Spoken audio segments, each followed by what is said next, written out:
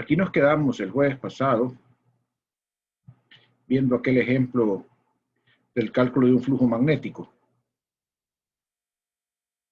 ¿Ustedes se recuerdan? Ese fue el último ejemplo que hicimos. Vamos ahora a estudiar lo que es la ley de Gauss para el magnetismo. La ley de Gauss para el magnetismo establece que el flujo sobre cualquier superficie cerrada, fíjense bien, jóvenes, cualquier superficie cerrada, el flujo sobre esa superficie es igual a 0. O sea, sobre cualquier superficie cerrada, siempre, si entra una determinada línea de, una determinada cantidad de líneas de fuerza, exactamente esa misma cantidad debe de salir. Si ustedes se recuerdan, en electricidad no era así, porque podía generarse líneas adentro o podían absorberse líneas adentro, dependiendo que hubieran cargas puntuales que las absorbieran. En este caso no existe esa posibilidad. Eso se trasluce, eso trasciende a un enunciado de la ley, así que lo que dice es que no existen monopolos magnéticos. Dicho en otras palabras, no existen fuentes puntuales de campo magnético. ¿Ok? Entonces, eso es importante, ¿verdad? Eso es importante. Entonces, lo que tiene que ser la superficie cerrada. Si la superficie es abierta, no necesariamente es así. Pero si la superficie es cerrada, necesariamente el flujo por la misma va a ser igual a 0, de manera irremediable.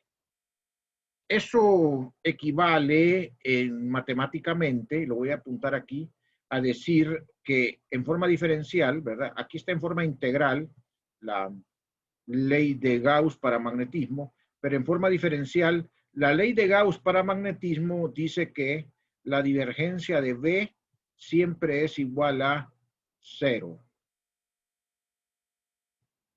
¿Verdad? Eso es una forma equivalente de decir que el flujo es igual a 0 sobre una superficie cerrada.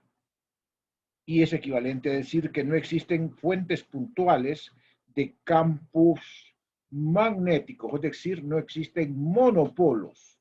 O sea, para que haya campo magnético, lo mínimo de estructura que debe haber es un dipolo, que consiste exactamente con el caso de un imán, que consiste en una estructura dipolar.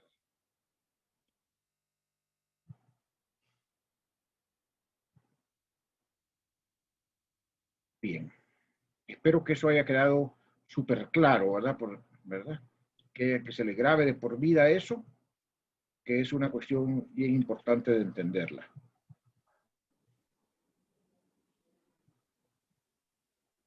Ok. Voy a pasar ahora a hacer algunos problemas de fuentes de campo magnético relacionados con este tema.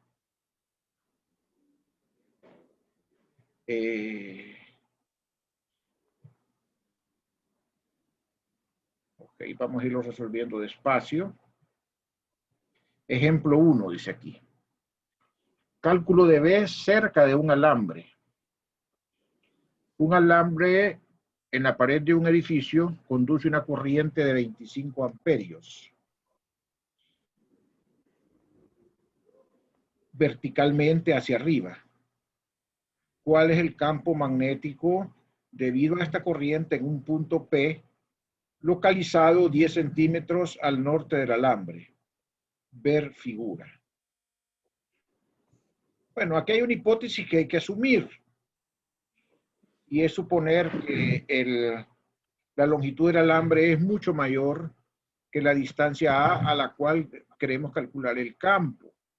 Si a ustedes no les aseveran esa hipótesis, ustedes la formulan y la defienden a la hora que toque la corrección de un problema. Entonces uno, pues, si no encuentra la suficiente información, uno asume una hipótesis y después la defiende. Entonces, la longitud del alambre es mucho mayor. ¿Por qué eso es importante? Porque eso nos permite a nosotros utilizar la fórmula para el campo magnético de un alambre infinito, la cual viene dada como B igual a mu sub 0 I entre 2pi por R, siendo R la distancia que hay del alambre al punto donde queremos calcular el campo magnético. Entonces, en este caso, solo identificamos que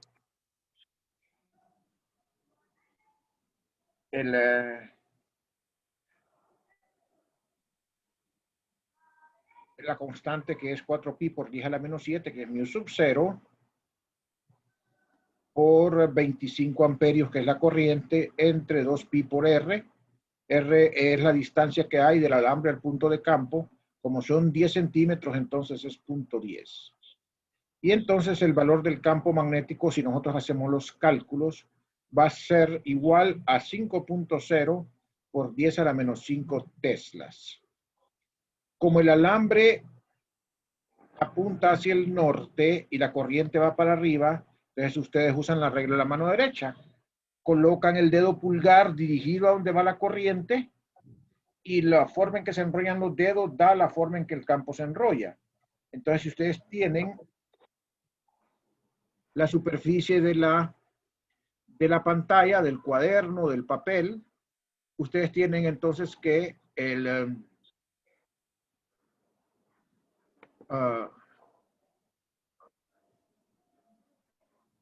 norte está acá, a la derecha, porque nos dicen que el punto está hacia el norte.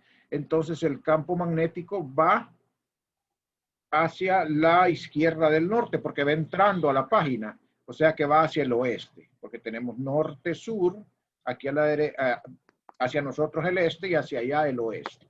Entonces ese es el oeste en esa referencia. ¿Ok? Dejo aquí un momento para que reflexionen y analicen la situación. Les puse ahí todavía entrando a la página para que vean que nuestra referencia es entrando a la página, este saliendo de la página oeste.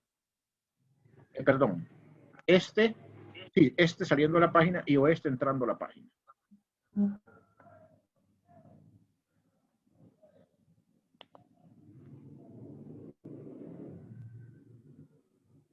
Ok.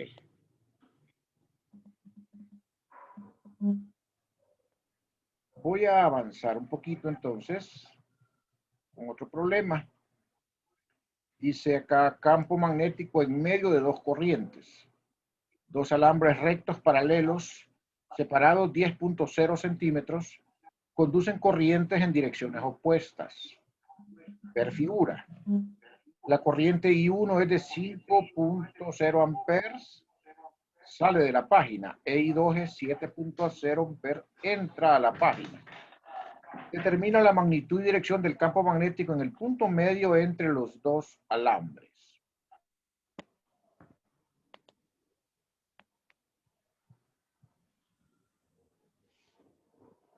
Bueno, entonces seguimos la regla de la mano derecha y uno está rotando en sentido antihorario. Entonces en el punto de en medio el campo magnético va a ir hacia arriba. Y I2 está rotando en sentido horario, entonces en el punto de en medio el campo también va a ir hacia arriba. O sea que vectorialmente ambos campos magnéticos se van a sumar y el campo resultante va a ir en dirección hacia arriba. ¿Verdad? Esa situación se da porque los dos alambres están equidistantes del punto de campo. O sea que, ¿verdad? Esa situación se da así.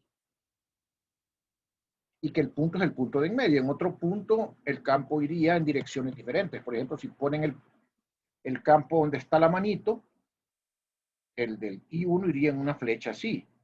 Y el del alambre 2 iría en una flecha así. Habría que hacer la suma vectorial con ángulos. ¿De acuerdo? Eso es porque es en este punto aquí que es fácil de calcular, en el punto de en medio aquí. Entonces, como ambos campos van hacia arriba, simplemente voy a sumar las magnitudes de los dos para obtener la magnitud del campo total. Entonces, la magnitud del campo del alambre 1 es mu sub 0 y 1 entre 2pi por r, y la magnitud del campo 2 es mu sub 0 y 2 entre 2pi por r. Entonces, si saco de factor común el término mu sub 0 entre 2pi por r, queda entre paréntesis la suma de las dos corrientes I1 más I2. Entonces sustituimos los datos. Mu sub 0 es 4pi por 10 a la menos 7, 2pi, y r que son 5 centímetros, o sea, 0.05 metros. Las corrientes son 5 amperes y 7 amperes. Entonces, si ustedes operan, el resultado va a ser 4.8 por 10 a la menos 5 teslas.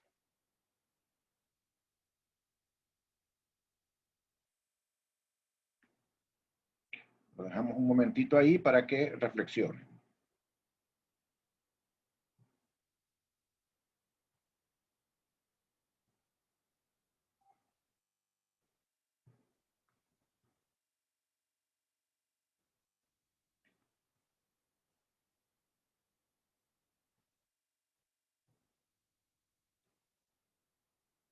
Continuamos entonces con otro ejemplo.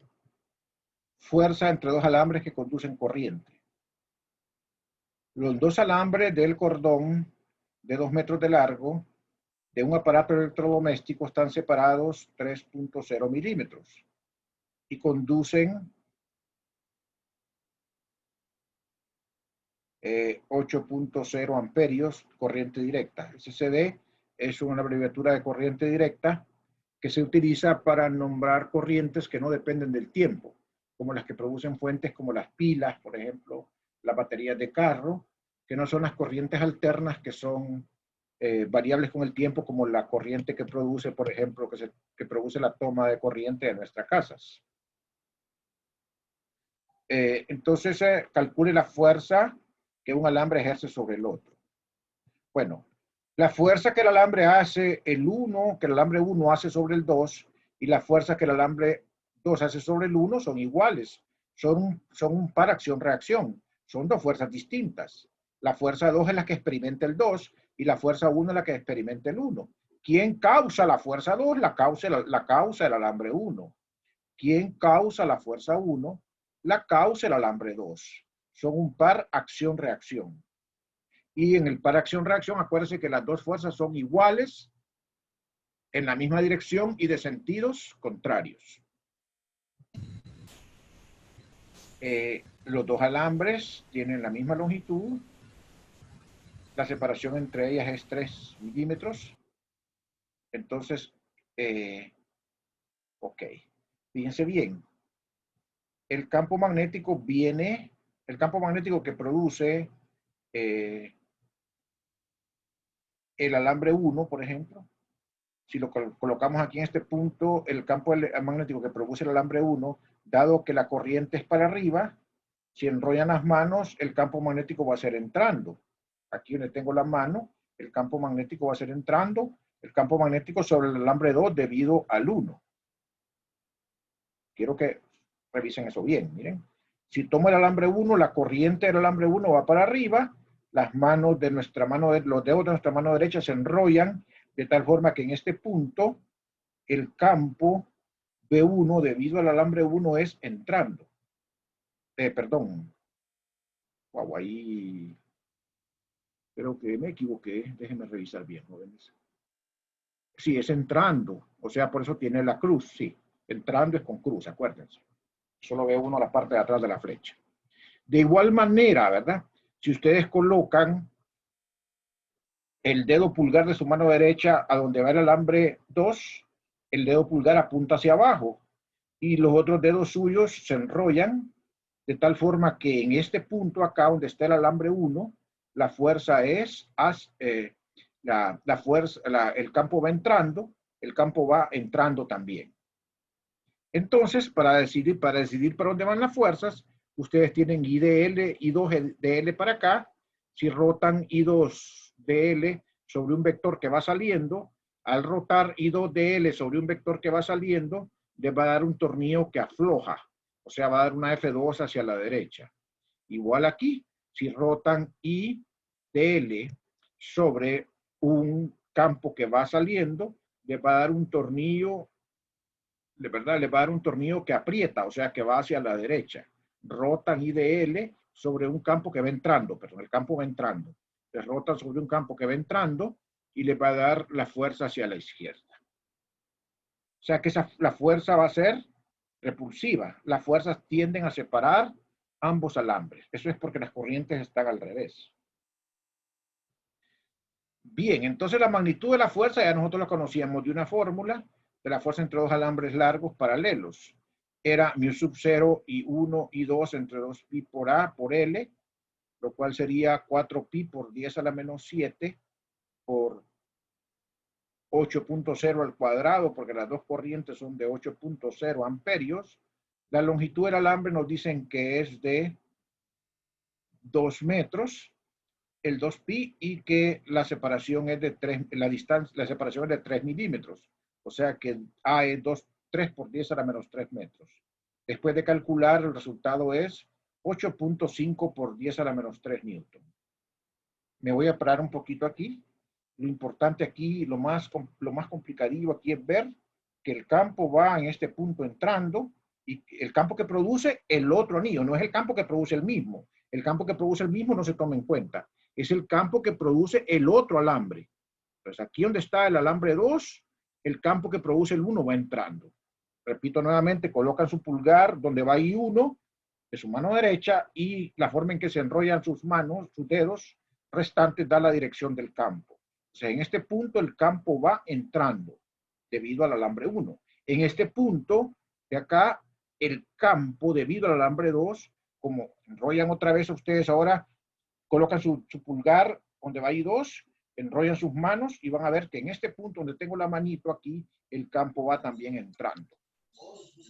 Luego, Ingeniero, dígame. una pregunta. Entonces, cuando el campo de los alambres, digamos en el ejercicio anterior, iban los dos hacia arriba, se suman.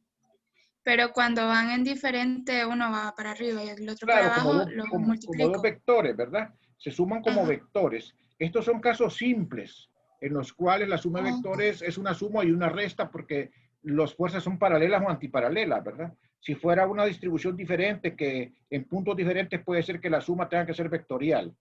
En este caso se suman o se restan, ¿verdad? O sea, si fuera una en un sentido y otra en otro sentido, bueno, aquí no es que se suman, porque aquí nosotros tenemos, aquí no se suman, aquí se calcula la fuerza directamente con la fórmula. Aquí no hay una suma de vectores, porque el sistema no es los dos alambres. Si el sistema fuera los dos alambres, la fuerza neta es 0. El sistema es solo un alambre. Entonces, sobre uno de los alambres actúa solo una de las fuerzas, ¿me entiende? Entonces, aquí no hay una suma de vectores. Ah, ok. Pero entonces, como estamos analizando solo uno, la corriente que ejerce un alambre y el otro se Ah, multiplica. sí, claro, porque Así uno como lo es, tiene ahí. claro, una I1 se debe al campo que produce el otro y la otra I2 es por la Ah, fuente, perdón, sí, por la corriente prueba, que es la que experimenta la fuerza. Acuérdense que mire, este mu sub 0 I1 sería el campo que produce I1. Mu sub 0 I1 sobre 2πA sería B, y esto sería el término IL que va para la fuerza sobre el 2, por ejemplo. ¿Me entiende? Entonces no está sumando. Está calculando el campo como, está calculando la fuerza como el producto de un campo B por una corriente I por una L. Y este sería, si por ejemplo, si usted está tomando la fuerza 2, entonces esto que está aquí sería B1, el que produce el 1. Si toma el 1, entonces sería mu sub 0 y 2 entre 2πA, la fuente, y 1 sería la corriente de prueba. ¿De acuerdo? ¿Me entendió? sí, gracias. Sí, Sí, hay que tener cuidado con eso. Está bueno que pregunte, ¿verdad? Porque hay que tener cuidado con eso. Yo lo que hice fue que tomé la fórmula porque ya habíamos encontrado, ¿verdad? La fórmula para la interacción entre dos alambres. Pero ese es en el fondo. Aquí no hay una suma vectorial. Ahora, si usted le dijeran, por ejemplo, que el sistema son los dos alambres, entonces, ¿qué hace usted? Define el sistema y hace la sumatoria de fuerzas, y entonces la sumatoria, las dos fuerzas están actuando sobre el sistema, las dos fuerzas actúan sobre el sistema, entonces las fuerzas se cancelarían. Pero como el sistema solo es un alambre, realmente la fuerza externa, la fuerza es externa a la fuerza que actúa sobre uno, y entonces la tiene que poner, ¿verdad? ¿Ok? O sea que si usted soltara los alambres aquí, se separarían. si no hubiera algo que los detuviera, ¿verdad? ¿Estamos? ¿Ok? Bueno. Sí, esas preguntitas son buenas porque aquí hay conceptos, ¿verdad? Que en estos problemas hay conceptos bien elementales. Aquí no hay ninguna suma. Aquí sí había una suma porque estaba sumando dos campos, dos vectores, que eran B1 y B2. Aquí no hay suma en este ejercicio 28.4 que dice aquí, porque no estoy sumando dos fuerzas. Estoy calculando la fuerza de un alambre sobre el otro, cualquiera. La fuerza sobre el 1 o la fuerza sobre el 2, da lo mismo. Ok, vamos a pasar al siguiente problema, dice aquí. Suspensión de un alambre con una corriente. Un alambre horizontal transporta una corriente I1 igual a 8 amperes, 80 amperes corriente directa.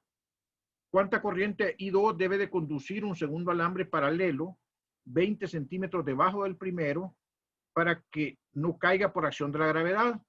El alambre inferior tiene una masa de 0.12 gramos por metro de longitud. O sea, el alambre de arriba va a ocasionar una fuerza magnética sobre el alambre de abajo va a ocasionar una fuerza magnética sobre el de arriba. Y esa fuerza magnética va a impedir que el alambre de arriba se caiga por gravedad. Entonces, no importa quién está sosteniendo el alambre de abajo puede estar clavado y eso lo evita que se caiga. Lo que me interesa es el alambre de arriba, porque es sobre el que voy a hacer la sumatoria de fuerzas. A él que le voy a aplicar la primera ley de Newton, al alambre de arriba. ¿Quién causa el campo magnético que ocasiona la fuerza? El alambre de abajo. Para que el de arriba no se caiga. Entonces, en primer lugar, la fuerza sobre el alambre de arriba es debido a la gravedad de su masa por la gravedad. Entonces tenemos acá 0.12, que es la masa, lo que nos dicen que el alambre tiene 0.12 gramos por 10 a la menos 3. Vamos a tomar un metro de longitud y eso no va a ser importante porque después se va a eliminar. No me lo estoy inventando así nomás, yo sé que se va a eliminar y pongo un metro. Igual daría si ponen 2 y ponen 1000 por la gravedad. Eso les daría la fuerza sobre un metro de longitud del alambre de arriba. Ok, ahora la fuerza magnética. La fuerza magnética es debida, aquí lo hicieron el dibujo al revés, porque si ustedes leen, dice, un alambre horizontal transporta una corriente I, corriente directa. ¿Cuánta corriente I debe conducir un segundo alambre paralelo debajo del primero para que no caiga por acción de la gravedad?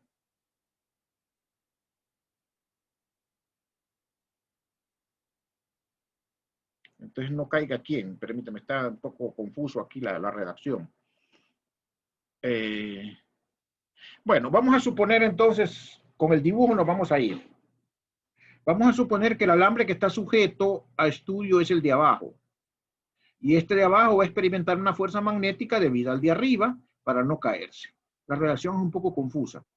Entonces vamos a suponer que es el de abajo el que está sujeto a la gravedad y que se puede caer. Este de arriba no me importa cómo está sujeto. Simple y sencillamente quiero ver el campo que produce para que este alambre no se caiga, el de abajo.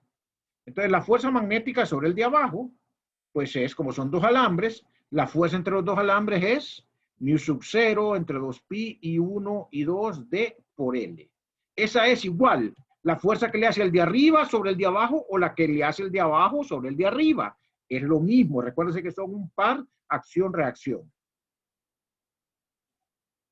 ¿Y L qué es? Pues L es la porción del alambre que estoy tomando. ¿Verdad? ¿Cuál alambre? Pues el de abajo, que es el que estoy estudiando. Y entonces igualo la fuerza magnética a la fuerza de gravedad por la condición de equilibrio. La segunda ley de Newton me dice que si el sistema está en equilibrio, la suma de sus fuerzas es igual, es cero, o sea que ambas fuerzas son iguales en magnitud, la gravedad y la fuerza magnética. Entonces de aquí voy a despejar la corriente I2 que debe pasar por el alambre de abajo para que no se caiga, dado que por el de arriba circula 80 amperios. Entonces despejo I2 y me queda 2pi por D, la fuerza de gravedad por mu sub 0 y 1L, pero la fuerza de gravedad ya la habíamos calculado antes, ¿verdad? No sé por qué aquí está puesta la fuerza de gravedad, 1.18 por 10 a la menos 3 newton, que ya la había calculado antes. Esa fuerza de gravedad es para 1 metro. Entonces yo voy a calcular aquí para 1 metro también. L va a ser 1 metro, porque yo estoy tomando 1 metro del alambre nada más. Entonces aquí igual pongo L igual a 1. Y entonces el resultado son 15 amperios. ¿Alguna pregunta?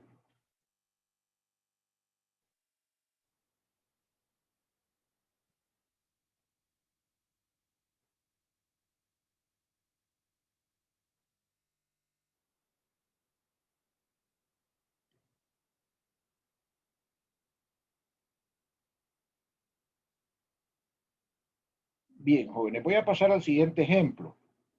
Campo adentro y fuera de un alambre. Un largo alambre conductor recto y cilíndrico de radio R transporta una corriente I con densidad de corriente uniforme en el conductor. Determina el campo eléctrico debido a esta corriente en A, puntos fuera del conductor, o sea, R variable, R chiquita mayor que R. Me avisan cuando falten 2 minutos, por favor. Ya me tiro, 2 minutos, ya me tiro el aviso. R chiquita mayor que R grande, y B, puntos adentro del conductor, o sea, R chiquita menor que R grande. Véase figura. Suponga que R, la distancia radial desde el eje, es mucho menor que la longitud del alambre. Inciso C, si R es 2 milímetros e I es igual a 60 amperios, ¿cuál es B en R igual 1, R igual 2 y R igual 3? Bien, ok. Aquí, como estamos suponiendo nosotros que el alambre es muy largo, entonces podemos aplicar la ley de Ampere, que era algo similar a lo que hacíamos con los cilindros largos, con los alambres largos que tenían carga, cuando aplicábamos la ley de Gauss. Y entonces la ley de Ampere lo que dice es que la integral de B punto ddl sobre un contorno que envuelve, digamos, un contorno que escogemos nosotros y que envuelve una cantidad de corriente, es mu sub 0 y encerrada. ¿Dónde y encerrada es la corriente neta que está envolviendo el contorno? Entonces acá, como los alambres infinitos producen campos que son tangenciales, o sea, que van envolviendo el alambre, conviene escoger contornos que sean círculos de radio R, para que el campo sea el mismo, salga del integral, para que el campo sea paralelo al DDL y no haya aquí ningún coseno, y para que entonces solo quede el integral de DDL aquí, que sería entonces el perímetro del círculo que escogí como contorno. Y entonces aquí quedaría B igual a 2pi por R, igual a mu sub 0 por la corriente neta encerrada. Si aquí usted despeja B, entonces solo tiene que dividir entre 2pi R, y aquí lo que le queda es la corriente neta encerrada. Y entonces el resultado para B va a depender de cómo es esa corriente neta encerrada que tenemos ahí. Eso va a variar un poquito dependiendo de en qué zona estemos. Si estamos adentro o estamos afuera de los del alambre. Si estoy dentro del alambre, aquí tengo entonces un contorno que es R chiquita, ¿verdad? Un contorno R chiquita. Obviamente que no estoy tomando toda la corriente, porque la corriente total la toma el radio R grande. El radio R chiquito va a tomar una proporción de la corriente total. Y es una proporción porque la corriente es uniforme. Entonces, al igual que con la carga, la proporción de carga se toma en base a una regla de 3 para R menor que R. Aquí estoy poniendo el B y estoy contestando para R menor que R. Estoy contestando el B antes porque me parece que es más fácil así, hacerlo primero. Entonces tenemos, ¿verdad? Que la corriente total es al área total, que sería un círculo de radio R cuadrado. ¿Por qué pongo el área? Porque lo que es uniforme es la densidad de corriente. La densidad de corriente J. Entonces la J, acuérdense que es corriente entre área. Entonces la corriente total es al área transversal total, que es el área de todo el círculo del conductor, que es de radio R grande, como una porción de la corriente que está acá en este círculo pequeño de radio R pequeña. Entonces es la corriente encerrada. Entonces hay una regla de 3, miren, una proporción. De aquí despejan la corriente encerrada y aquí les queda esta relación. Miren que el R de arriba es un R variable y el R de abajo es el R constante del cilindro, del conductor.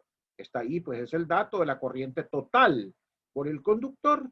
Entonces ustedes van a sustituir acá la I encerrada y ahí les va a quedar la dependencia funcional establecida. ¿Verdad? Entonces la I encerrada es esto. Sustituyen en la relación que teníamos acá para encontrar B. Y entonces lo que va a hacer es que se va a cancelar el R de arriba, un R de arriba con el de abajo, y les va a quedar una dependencia lineal en R. O sea, que el campo magnético depende para puntos de adentro directamente proporcional al R variable. O sea, aumenta conforme R aumenta. El inciso A decía para puntos de afuera. Bueno, para puntos de afuera usted establece un contorno, como el que estoy marcando aquí con el lapicito, de radio R variable. Pero ese contorno, ¿qué encierra? Toda la I. Ese contorno encierra toda la I. Aquí no hay vuelta. La I encerrada es I. Y entonces al ser la I encerrada I, solo tengo que sustituirla aquí en la fórmula. Y lo que nos queda entonces es que el campo magnético es mu sub 0 I entre 2pi por R. O sea que el campo magnético ahí disminuye conforme 1 entre R. Y entonces aquí está la gráfica. Mire, para R mayor que R disminuye conforme 1 entre R. Y para R menor que R crece conforme 1 entre R. Si ustedes sustituyen acá con la fórmula del primer inciso en R chiquita igual a R grande, les queda 1 sobre R grande la fórmula para el campo. Y si sustituyen con la fórmula de afuera, les queda igual 1 sobre R grande. O sea que la función es continua. Para exactamente en la frontera del conductor, en R igual a R grande, la corriente, el campo se puede calcular con cualquiera de las dos fórmulas. Con la fórmula para puntos de afuera y con la fórmula para puntos de adentro. O sea, las soluciones aquí se amarran. Bueno, después pide para algunos puntos. En R igual 1 metro. Solo hay que definir si estamos adentro o estamos afuera del alambre. Como R es igual a 1 milímetro, perdón, 1 milímetro es ahí, ¿verdad? Estamos dentro del alambre. Entonces, ¿qué fórmula utilizamos? Bueno, utilizamos la fórmula que calculamos en el inciso B, que era la fórmula para puntos que están adentro del alambre, que es esta.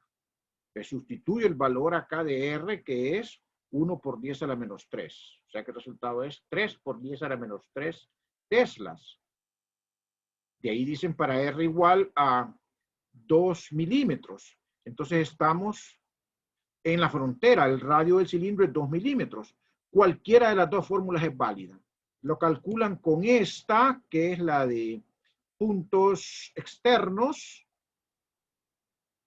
y les va a dar 6.0 por 10 a la menos 3 tesla, o la calculan con este, que es para puntos internos, y les va a dar igual a 6.0 por 10 a la menos 3 tesla. Están en el punto de aquí. Ingeniero, faltan 2 minutos. Ok, ya tomamos la cosa, ¿verdad? Finalmente, para 3 milímetros están para puntos de afuera, y entonces tienen que tomar la fórmula para puntos de afuera acá, poniendo entonces el R acá, ¿verdad? 3 por 10 a la menos 3 y les va a dar este valor. ¿Ok? Ahí estamos, ahí nos vamos a quedar. Voy a tomar la captura de pantalla.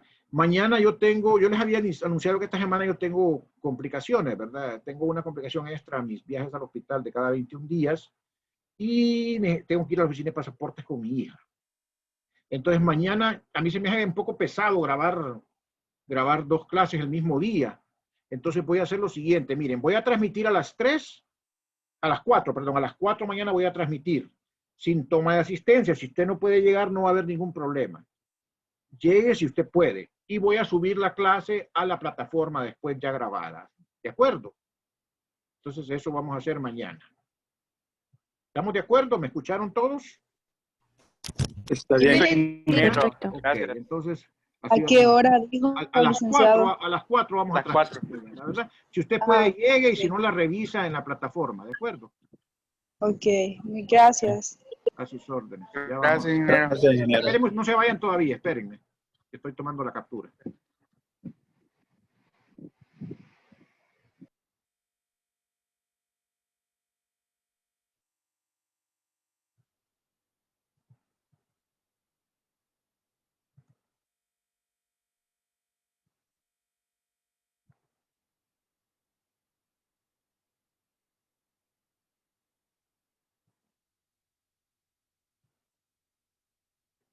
Ya pueden retirarse, jóvenes. Buenas tardes y buen provecho. Muchas gracias, Buenas ingeniero. tardes. Gracias, Lee. Gracias, ingeniero. Feliz día. Igual. Igual a todos.